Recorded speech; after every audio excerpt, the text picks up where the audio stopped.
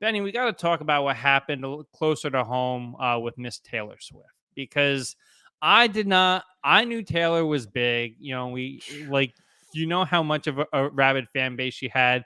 I was not expecting the MetLife shows to be shut down. Secaucus Junction train station, Parkway shut down, almost like it's Labor Day, Memorial Day. People all trying to get into MetLife Stadium. She sold out 3 straight nights at the home of the New York Jets and the New York Giants, bringing a vibe out in 18 to 35-year-old women that it's like Grateful Dead, but if a giant glitter bomb exploded in the middle of it, just a ball of energy. Like some of the videos, I've never heard that stadium that loud, and they've had 100 concerts, they've had all of these sporting events, and it's never kind of matched that kind of energy in its existence thus far.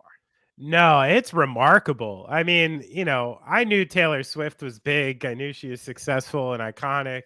I've always been pro Swift Mhm. in most ways, I like this stuff, but I had no idea that it was this big. I mean, just to give people a scale of this stuff, like try to remember 3 sold out nights at MetLife. That's like 200,000 tickets. It's a lot of fucking people, and that's one city. She was doing she did 3 nights at the Link in Philly. Mm. So literally 50 miles down the road, sold another 200,000 tickets, and the one thing, so I actually have a funny anecdotal experience with this time. I flew home in the middle of this tour to go to my daughter's birthday party. Mm. And I flew from North Carolina to Philly and then Philly out to Nashville. And in both instances, because I was sort of following Taylor around, I could see the tangible effects of Taylor's concerts on the plane. There was some beat up looking people wearing Taylor Swift shit, all sweatpants, of course, on these flights. But when I was taking off from Philly to go back, her stage plot was still set up at the Link. So I actually got a bird's eye view from the plane and saw her stage setup. Oh my God, it's massive. And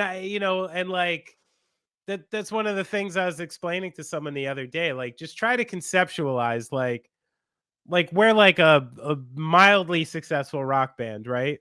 And we have to bring a truck now for lighting packages, audio package, for merchandise, like stuff like that.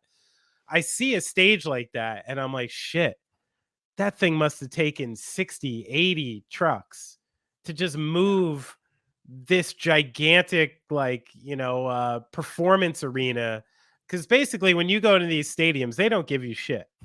They give you an empty stadium and they're like, here you go. And it's up to you to basically do everything. The staging, the lighting, the sound, all of it is coming from them.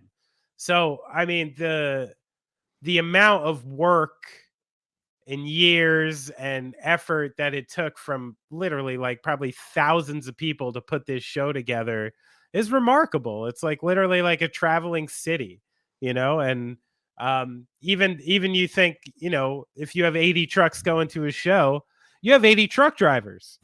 Yeah. Which means 80 hotel rooms every day, like that's just drivers, So the size and scale of this thing is really like impressive and cool. And I'm glad someone like Taylor Swift is doing it. My nieces went to one of the shows the other day. They had a fucking blast. They got jazzed up. They got the t-shirts. I don't know. It's like one of those cool. I remember a lot of people from my generation, their first concert was New Kids on the Block. Because it was like the late 80s. It was their first chance to go. And the first thing that kind of crossed over with kids and you could get your parents to take you to the show.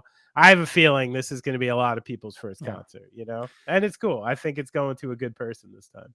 100%. And coming all, there was some speculation there, and I think we even talked about it on here. Is the stadium concert dead? And it turns out no, like there just wasn't somebody to meet the venues that you had across this country. And another band doing it right now is like the Coldplay setup is amazing. That fucking stage setup Metallica has. You seen those videos with divorced Hetfield smoking cigars on the side of the stage? Like, it's I think we're dealing with a really like comeback summer in a lot of ways for large scale music like this. 100%. And I did, we were texting about this a little bit. You guys are a band that has great emotional appeal to people. This Taylor Swift, same thing on a almost cult like Yeah. basis where people just are just rabid for her. Super interested on how. I mean, artists, I don't think try to do it. I just think it's like a byproduct of what happens. But just kind of in your experience, some of like the acts that you've seen and everything like that, what's like the common denominator for the bands that get this reaction out of their fans? I think she never fucked it up.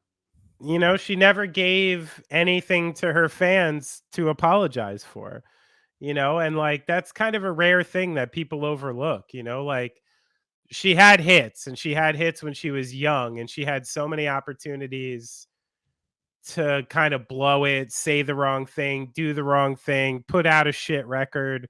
She never did it, and if you have like worldwide hits and you keep following them up with worldwide hits and you never mess up your reputation, you don't lose your fans, and you just keep the fans you had. And I think that's one of the reasons you're seeing like a lot of, people in their 30s and 40s who enjoyed some Taylor Swift songs 10 to 15 years ago that are happily taking their kids to these shows.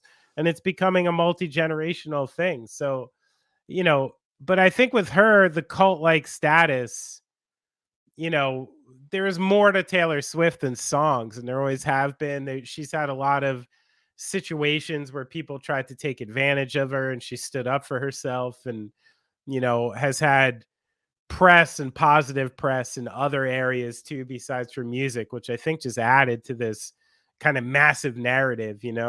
But people will go the next 10, 20 years, people at labels and A&R people trying to find the secret balance that Taylor Swift found. You know what?